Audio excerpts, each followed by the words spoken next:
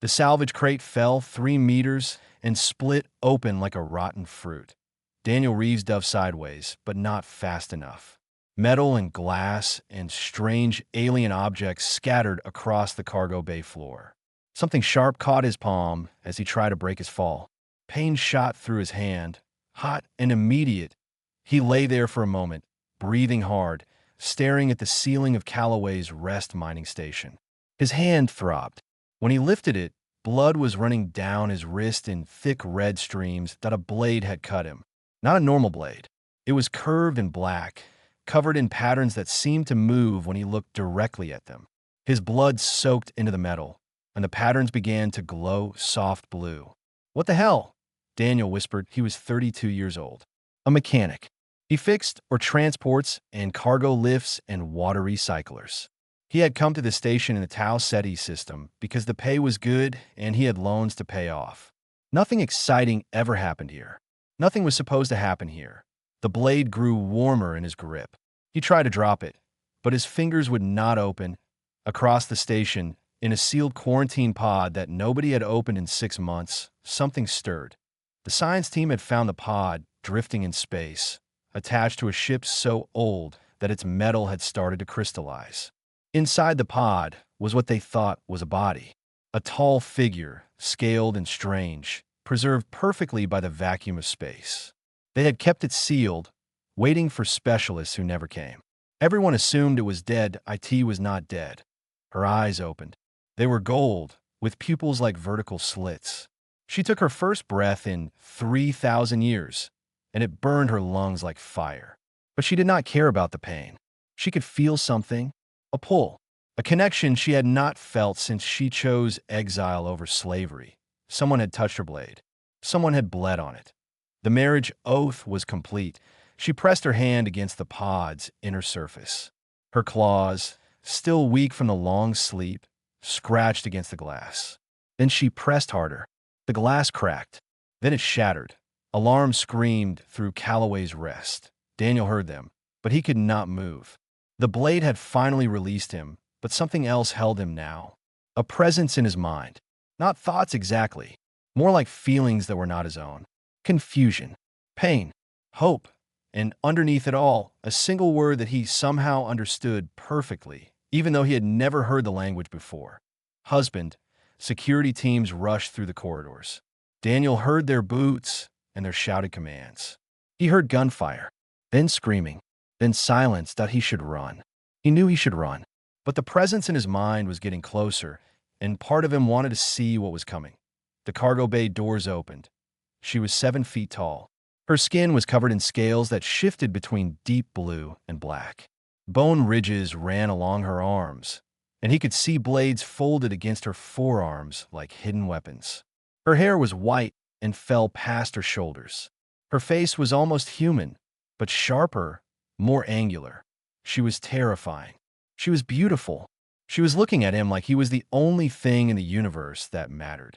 "Husband," she said out loud this time.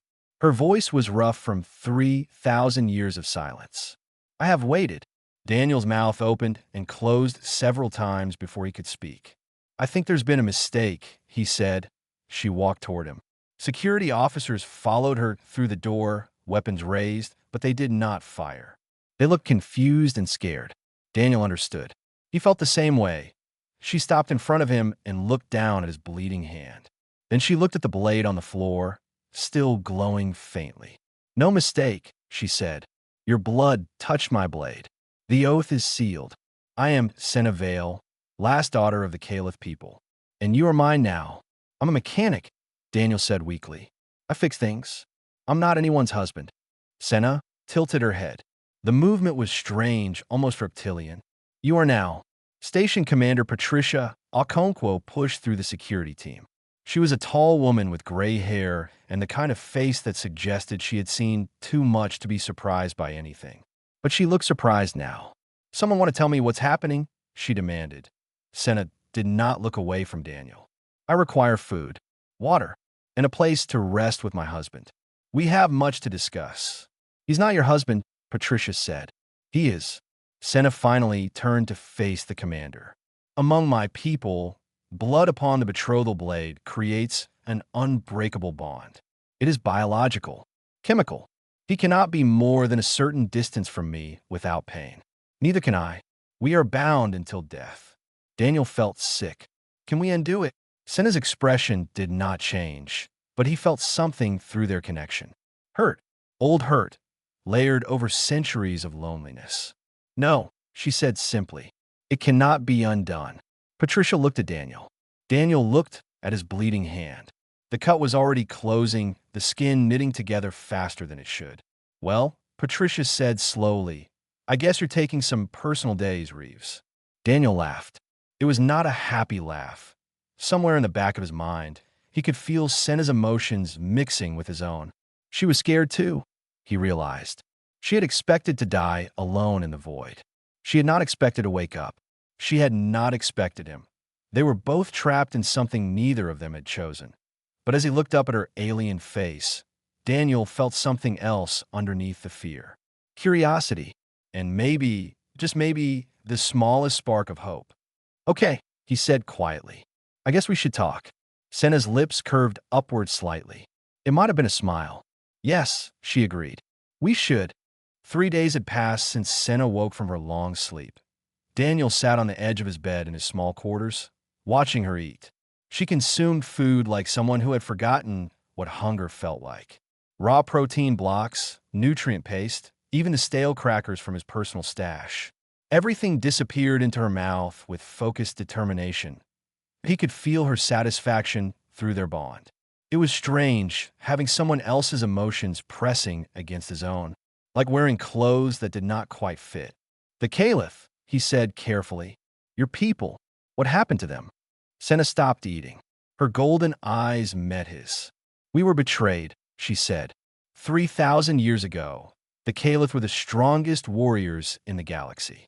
We had allies, friends, or so we believed. They feared our strength. They coordinated an attack while our fleets were spread thin, poisoned our worlds, bombed our cities, killed everyone they could find. But you survived. I ran. The words carried no shame, but he felt her grief through the bond. I was young, a princess of the third house. My family wanted me to marry a rival clan's heir to secure an alliance. I refused. I took my betrothal blade and my ship and launched myself into the void. I thought I would drift until the power failed and I died in my sleep. She looked at the blade, which now sat on Daniel's desk. It no longer glowed. I never expected anyone to find me. I never expected to wake. Daniel processed this information slowly. A 3,000-year-old alien princess was now his wife because he had fallen on her knife. His life had become very strange very quickly. The bond, he said. Can you explain it better? Senna set down her food. The Caliph were warriors, but we were also few in number. The blood oath evolved as a survival mechanism. When a Caliph bonds with another being, our genetic memories merge. Our lifespans synchronize. Our fates become linked. Genetic memories. The knowledge of our ancestors lives in our blood. When you touch my blade, some of that knowledge passed to you. She paused. This is why you can understand me, even though you have never heard my language. Daniel blinked. He had not even noticed. She was right. She was not speaking English, but he understood every word. What else has changed? He asked, suddenly worried. Your healing is faster now. Your senses will sharpen over time. You may live longer than a normal human. She tilted her head. The bond usually occurs between Caliph. I do not know what will happen with a human. A knock interrupted them. Patricia's voice came through the door. Reeves, we have a problem. Daniel opened the door. Patricia's face was grim. A Galactic Union science vessel just dropped out of hyperspace, she said. They're 3 days early, and they're asking about our alien guest. Senna stood slowly. Who commands this vessel? Admiral Hess Rothbury. Human. He spent his career studying Caliph ruins. Daniel felt a spike of fear through the bond. Not his fear. Senna's. What's wrong? He asked her. Those who study the dead often wish to own the living, Senna said quietly. We must be careful. An hour later, Admiral Rothbury's face filled the station's main communication screen. He was an older man with silver hair and cold blue eyes. He smiled. but the smile did not reach those eyes. "Commander Okonkwo," he said pleasantly, "I understand you've made a remarkable discovery. A living caliph. The scientific community is very excited." "She's not a specimen," Patricia replied. "She's a sentient being who has requested asylum under galactic law." Of course, of course." Rothbury's smile widened. "I merely wish to speak with her, to learn from her." The caliph were a fascinating species. So much knowledge was lost when they fell. Daniel stood behind Patricia, watching the screen. He did not trust this man. Through the bond, he could feel that Senna, hiding in the next room, shared his distrust. "The Union has offered a substantial sum for the privilege of studying her," Rothbury continued. "Enough to fund this station for a decade. Surely that's worth considering." "She's not for sale," Patricia said flatly. The smile finally faded from Rothbury's face.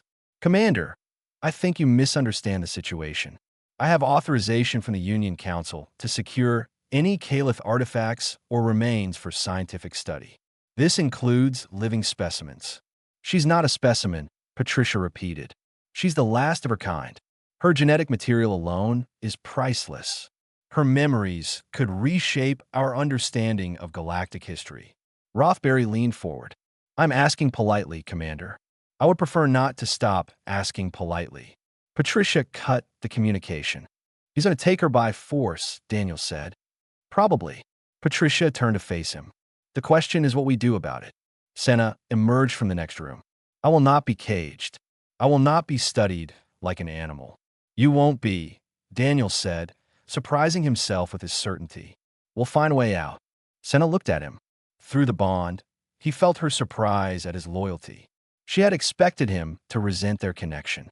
Instead, he was standing beside her against a threat he did not have to face. "You would risk yourself for me?" she asked. "We have known each other for 3 days. We're married, apparently." Daniel shrugged.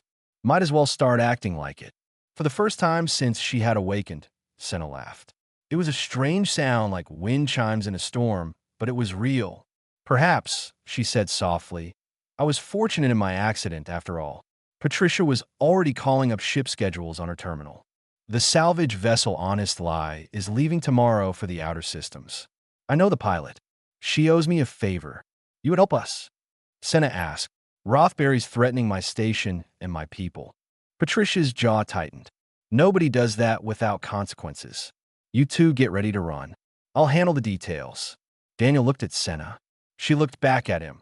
They were bound together by ancient ritual and alien biology. They were being hunted by a powerful man who saw Senna as property. They had no plan beyond escape. But for the first time since the blade cut his hand, Daniel felt something other than fear. He felt ready. The Honest Lie was an ugly ship. It looked like someone had welded 3 different vessels together and hoped for the best. Paint peeled from its hull. One engine pod hung at an angle that suggested it might fall off at any moment. The name was painted on the side in letters that were already fading. Daniel loved it immediately. "She's not pretty," said Amara Nasri, the pilot, "but she's fast when she needs to be. And nobody looks twice at a salvage ship." Amara was a small woman with dark skin and bright eyes. Her co-pilot and engineer, Yusuf Kadem, was her opposite, tall and quiet, with hands that were always moving, adjusting something, fixing something. "Thank you for helping us," Senna said. Amara waved her hand. "Patricia saved my life twice. This makes us even." She looked at Senna with curiosity, but no fear. "Besides, I've never met an alien princess before. Might be interesting." They launched within the hour.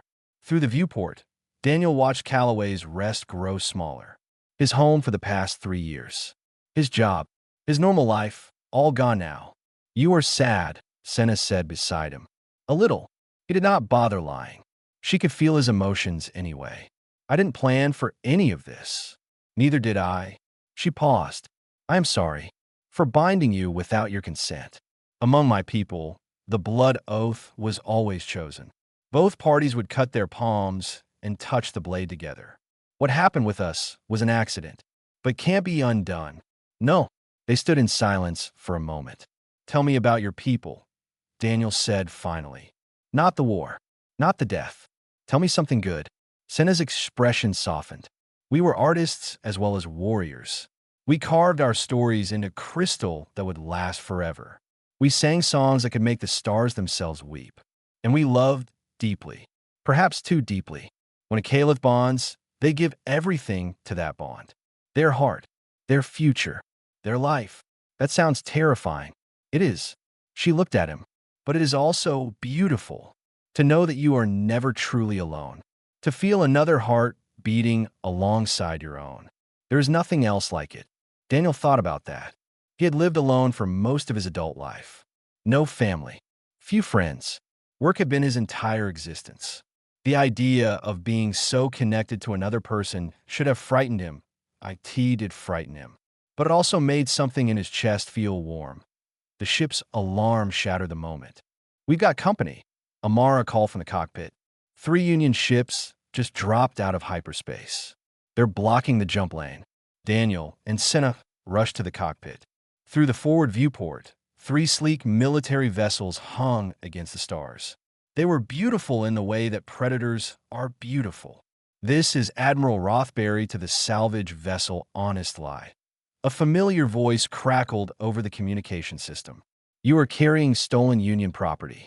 Cut your engines and prepare to be boarded." "Stolen property?" Amara muttered. "Last I checked, people can't be property.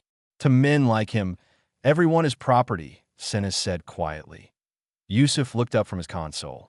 "I can get us past them. There's a gap in their formation. It'll be tight, but we can make it." "Do it," Amara said. The Honest Lie surged forward. Daniel grabbed a handhold as the ship shook around him. Through the viewport, he watched the Union ships grow larger. They were firing warning shots now, bright pulses of energy that streaked past the windows. "Hold on," Yusuf said calmly. The ship rolled. Daniel's stomach rolled with it. For a moment, he was certain they were about to die. Then they were through the gap, racing toward open space. "Jump coordinates locked," Amara announced. Jumping in 3, 2, 1. The stars stretched into lines. Then they were gone, lost in the swirling colors of hyperspace. "Where are we going?" Daniel asked. Senna was staring at the navigation display. Her face had gone very still. "These coordinates," she said slowly. "They're near the Caliph homeworld." "I thought the Caliph homeworld was destroyed," Amara said. "Everyone thinks that." Senna touched the display with trembling fingers. "But I recognize this sector. The outer defense markers are still broadcasting. Very faint, almost undetectable. But they're there." "What does that mean?" Daniel asked. Senna turned to face him. Her golden eyes were shining with something he had never seen in her before. "Hope. It means Vathis might still exist. It means something of my people might have survived." The ship shuddered as it moved through hyperspace. Daniel felt Senna's emotions through their bond. Joy and fear and desperate hope all mixed together. "If the homeworld still exists," Yusuf said carefully, "won't Rothbury follow us there?" "He will," Senna admitted. "But the defense grid will destroy any ship without Caliph authorization. And we have authorization." Senna held up her hand. Her palm bore the mark of the blood oath, just like Daniel's. "I am authorization. And through our bond, so is Daniel." Daniel looked at his own palm. The scarf and blade had formed into a pattern that matched hers. 2 halves of the same symbol. "So we're flying into a dead world that might not be dead, hoping that 3,000-year-old defense systems still work, while being chased by a fleet that wants to capture you and probably kill the rest of us." "Yes," Senna said. "Great." Daniel took a deep breath. "This is fine. Everything is fine." Amara laughed. "I like you, mechanic. You've got good instincts for hopeless situations." Through the bond, Daniel felt Senna's gratitude, not just for his help, but for his humor. For making her feel less alone in the vast darkness of space, that he reached out and took her hand. Her scales were cool against his skin, but underneath he could feel warmth. Life. A heartbeat that matched his own. "We'll figure out," he said. "Together." Senna squeezed his hand. "Together," she agreed. Outside the viewport, hyperspace swirled with impossible colors. Somewhere behind them, Rothbury was following. Somewhere ahead, a dead world waited. But in this moment, holding his wife's hand, Daniel felt strangely at peace. Whatever came next, they would face it as one. Vathis was supposed to be a graveyard. Every star chart in the galaxy showed the Calith homeworld as a dead rock, irradiated, lifeless, a monument to the species that had been wiped from existence 3,000 years ago. The star charts were wrong. The honest lie dropped out of hyperspace, and Daniel's breath caught in his throat. The planet below was green and blue, wrapped in white clouds. Oceans sparkled in the light of its sun. Mountains rose like teeth from vast forests. "It's beautiful," Amara whispered. Senna stood at the viewport, tears streaming down her scaled face. They survived. Someone survived. The defense grid activated immediately. Warning signals flooded the ship's communication system. Strange symbols appeared on every screen. The automated weapons locked onto them. "Senna," Yusuf said urgently, "we need authorization now."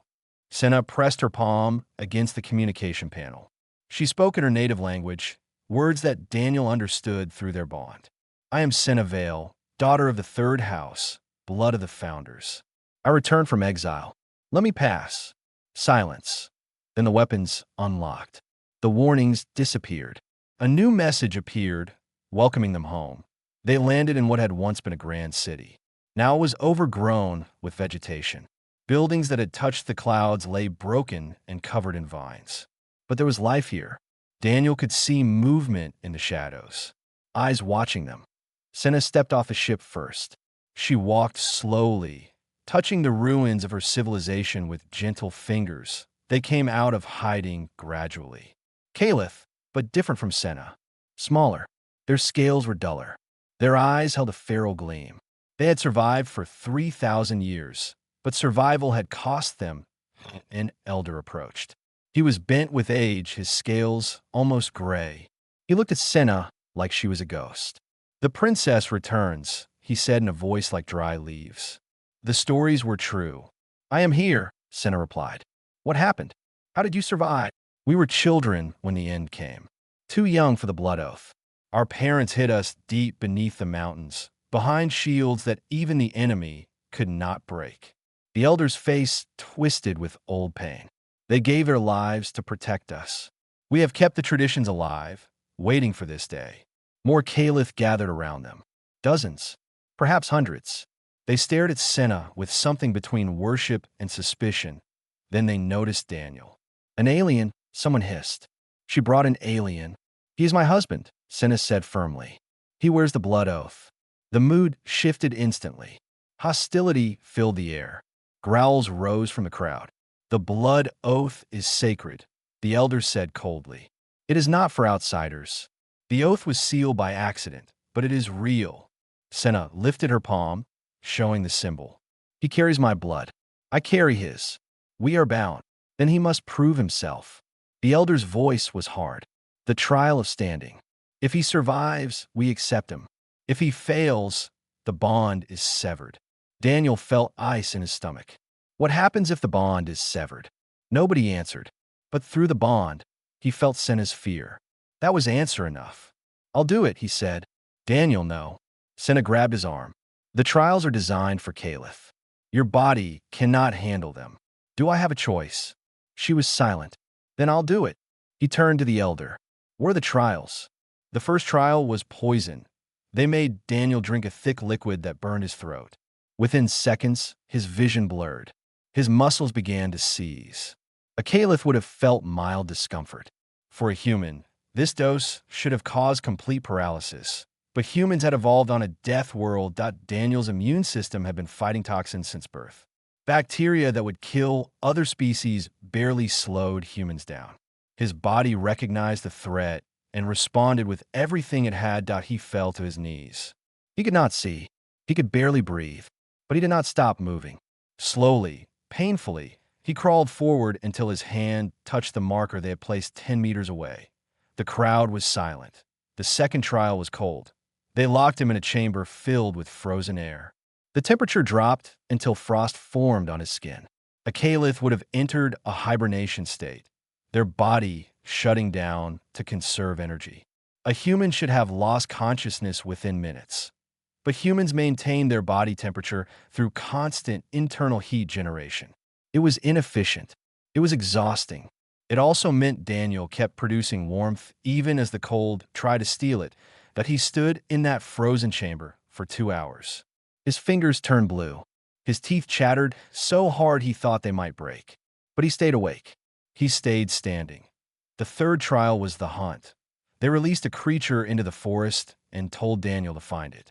The creature was small and fast, designed to be nearly impossible to track.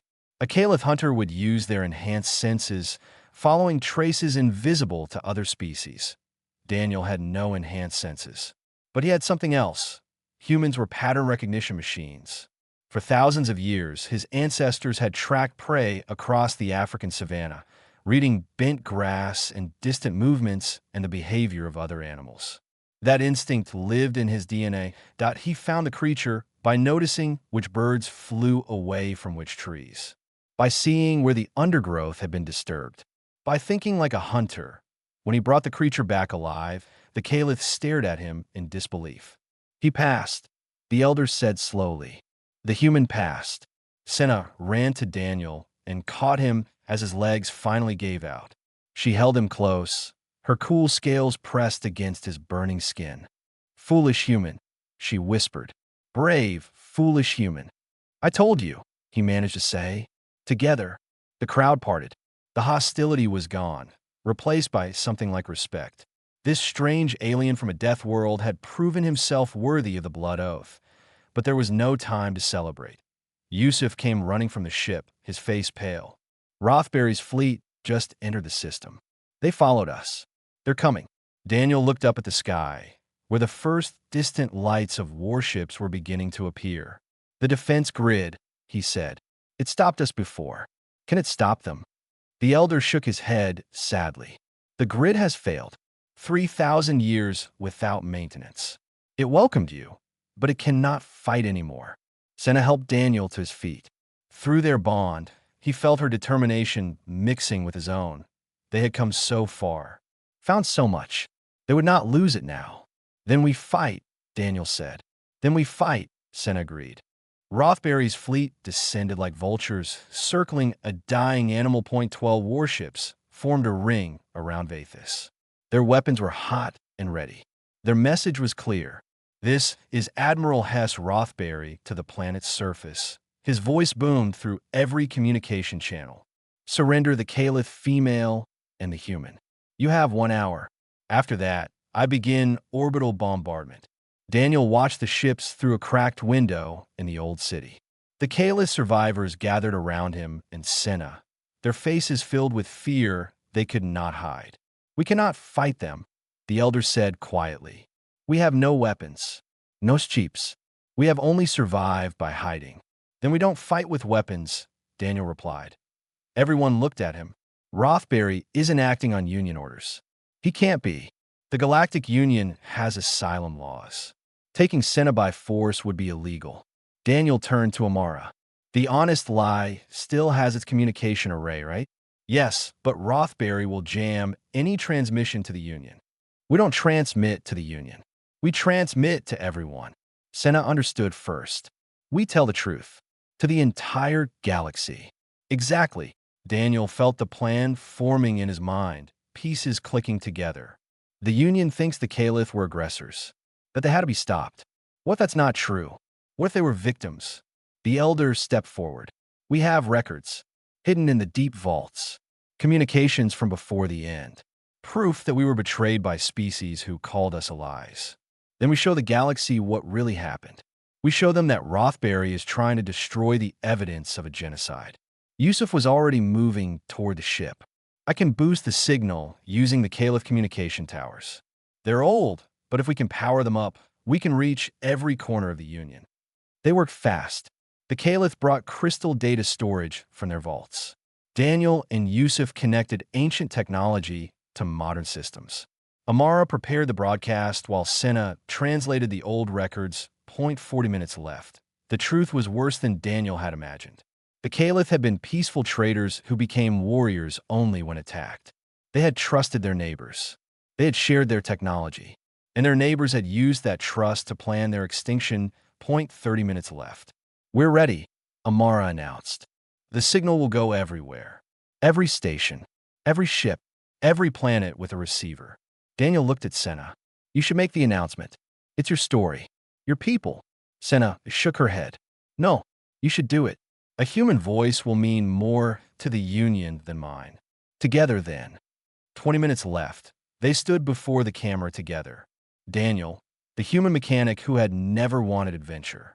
Senna, the alien princess who had never wanted to be the last of her kind. People of the Galactic Union, Daniel began. My name is Daniel Reeves. I'm a mechanic.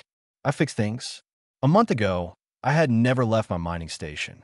Now I'm standing on a planet that's supposed to be dead, married to a woman from a species that's supposed to be extinct. Senna continued. I am Senna Vale of the Caliph.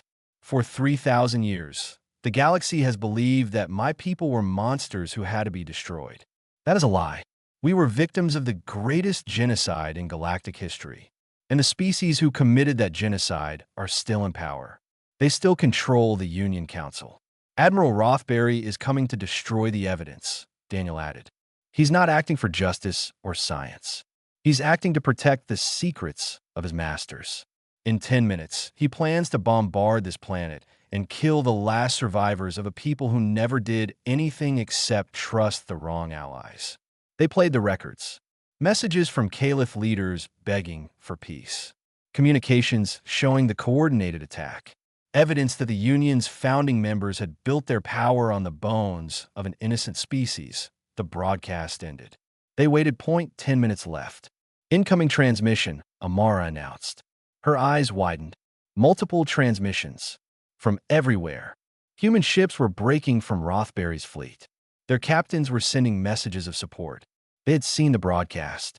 They believed. Other species joined them. The Caliph had been allies to many before the fall. Some remembered. The Union Council sent an emergency message demanding a ceasefire. Politicians scrambled to distance themselves from the conspiracy, but Rothbury did not stop. All ships, his voice crackled over the communication system, continue the attack. The broadcast was fake. The Caliph were always our enemy. His own fleet was fracturing. Half of his ships refused to fire, but Rothbury's personal guard remained loyal. He's landing, Yusuf reported. Shuttles coming down. Soldiers. Senna drew her betrothal blade, the weapon that had started everything. He wants to finish this personally. Then we finish it, Daniel said. They met Rothbury at the edge of the old city.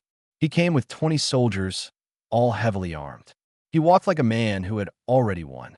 You think your little broadcast changes anything? He sneered. The council will bury this in a week. They always do, and you'll be dead long before then. Maybe, Daniel replied, but you won't be around to see it. Rothbury laughed. You're a mechanic. She's a half-starved relic. Against trained soldiers, she's not half-starved anymore. Daniel stepped aside. And you made one mistake. What's that? You threatened her husband. Senna moved. Daniel had felt her strength through the bond, but he had never seen it. Now he understood why the Caliph had been feared throughout the galaxy. She was faster than anything human. Her bone blades extended from her arms as she flowed through the soldiers like water through rocks. They fired at her, but she was never where their weapons pointed. She struck with precision, disabling rather than killing, but the effect was the same. In 30 seconds, 20 soldiers lay groaning on the ground. Rothbury stood alone. You can't kill me, he said, his voice shaking. I'm a Union admiral. My death would start a war. I won't kill you, Senna said. I'll let the Union decide what to do with you. After all, they've seen everything now. She hit him once, and he crumpled. Above them, a massive explosion lit the sky. Rothbury's flagship had fired on the planet, a final act of spite from a loyal captain. Daniel felt the ground shake. He looked up and saw the bombardment falling like rain. There was no defense grid. No shields. Nothing to stop the destruction. Nothing except 3,000 years of Caliph engineering, and a mechanic who had absorbed their genetic memories. Daniel ran toward the old communication tower. He could feel something calling to him. Knowledge he should not have, pathways in his mind that had not existed before the blood oath. The defense grid was not dead. It was sleeping, and Daniel knew how to wake it up.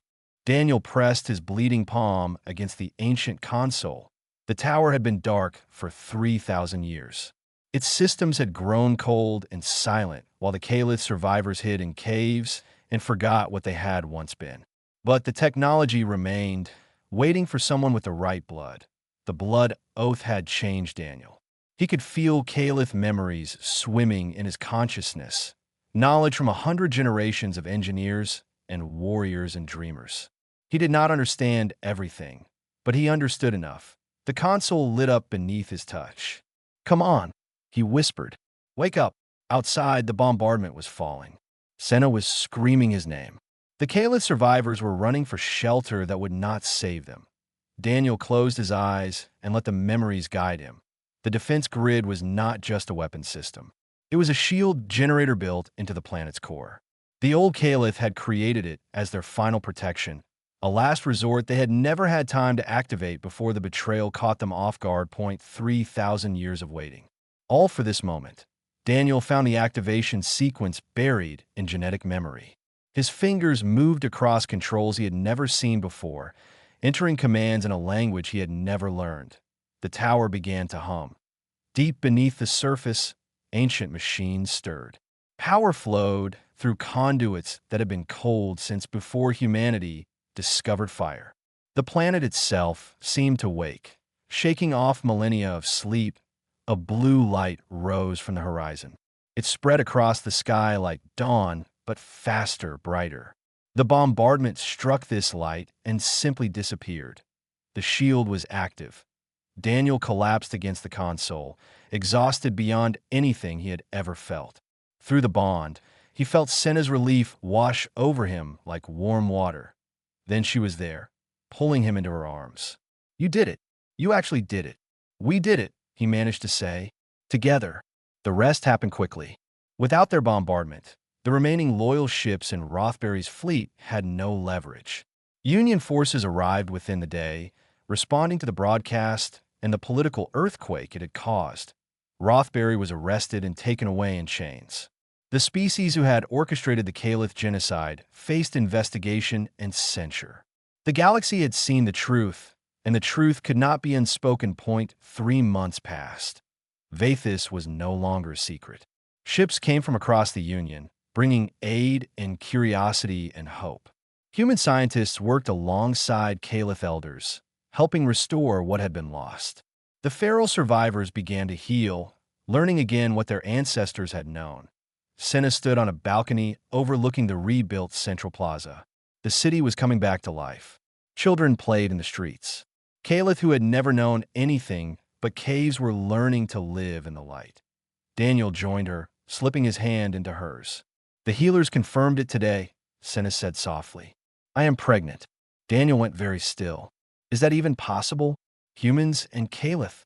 The blood oath makes many things possible." She placed his hand on her stomach. "The child will be something new, something that has never existed before." He should have been frightened. A year ago, he had been fixing water recyclers on a mining station. Now he was married to an alien princess, living on a hidden planet, about to become the father of an interspecies child. Instead, he felt only joy. "Our kid is going to have the strangest family history," he said. Senna laughed. "They will be unique. Just like their father. Their father was just a mechanic who fell on the wrong knife. Their father was a human who passed the trial of standing, who woke the planetary shield, who stood against an empire to protect people he did not know." Senna turned to face him. "Their father is the bravest man I have ever met." Daniel pulled her close. Through the bond, their emotions flowed together until he could not tell where his ended and hers began. "You know," he said, "when I took that job on the mining station, I was just trying to pay off my student loans. And instead you married a princess, started an interstellar incident, and helped resurrect a dead species." "Yeah." He grinned. "Decent trade." A formal wedding followed the human tradition, held in the plaza for all to see. Representatives from a dozen species attended. Some had feared the Caliph once. Others had been their friends before the fall. All came to witness the union of two worlds. Daniel wore Caliph's ceremonial armor, modified to fit a human body. Senna wore a dress woven from crystal fibers that caught the light like captured stars. They exchanged vows in both languages, promising to stand together through whatever the future held. The elder who had overseen Daniel's trials performed the ceremony. His voice, once cold and suspicious, was warm now. The blood oath bound them by accident, he said to the gathered crowd. But they have chosen to honor that bond through every trial. They have proven that love does not require the same blood or the same body, only the same heart. That night, Daniel and Senna stood together under the stars. Somewhere out there, humanity continued building its colonies and exploring the void. Somewhere out there, the Caliph diaspora was learning that their homeworld still existed. The galaxy was changing, and they had helped change it. Do you ever regret it? Senna asked. The life you lost. Daniel thought about his small room on the mining station, his routine, his loneliness. No, he said honestly. I had a life before, but I wasn't living it. I was just passing time until something happened. He touched the scar on his palm, the mark of their bond. Something happened. Senna leaned her head against his shoulder. Her scales were warm now, always warm when she was near him. The cold princess who had woken from 3,000 years of sleep had found her heart again. I was ready to die, she admitted. When I launched myself into the void, I expected nothing. I wanted nothing.